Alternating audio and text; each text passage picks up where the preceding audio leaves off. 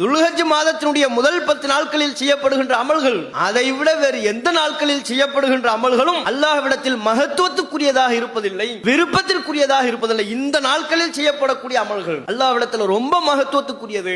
இந்த முதல் 10 நாட்களில் செய்யப்படுகின்ற நற்காரியங்கள், நற்செயல்கள் அல்லாஹ்வின் அதீத விருப்பத்தை பெறக்கூடியது. இந்த 10 நாட்களில் செய்யப்படுகின்ற அமல்களை விட மற்ற நாட்களில் செய்யப்படுகின்றவை அல்லாஹ்விடத்தில் மகத்துவத்தில் குறைவுதான் என்று நபி அவர்கள் சொல்கிறார்கள். மகத்துவம் நிறைந்த நாட்களாக, இறைவனினுடைய விருப்பம் அதிகம் நிறைவு பெறுகிற நாட்களாக இந்த முதல் 10 நாட்கள் இருக்கிறது. ஆகவே இந்த 10 நாட்களிலே அத்தக்பீர், தக்பீரை நீங்கள் அதிகப்படுத்துங்கள். வத்தஹ்லீல், லா இலாஹ இல்லல்லாஹ் என்று சொல்வதை அதிகப்படுத்துங்கள். வத்தஹ்மீத், அல்ஹம்துலில்லாஹ் என்று சொல்வதை, அல்லாஹ்வை போற்றி புகழ்வதை அதிகப்படுத்துங்கள் என்று நபி அவர்கள் பிரத்யோகமாகவே நமக்கு சொல்கிறார்கள். நம்ம சொல்றோமா தக்பீர்லாம் இந்த நாட்கள்ல சொல்றோமா? இந்த முதல் 10 நாட்கள்ல அதெல்லாம் ஒரு திக்ருகளை, தஸ்பீஹ்களை, தஹ்மீதுகளை அதிகப்படுத்த வேண்டிய நாட்கள் இந்த 10 நாட்கள்.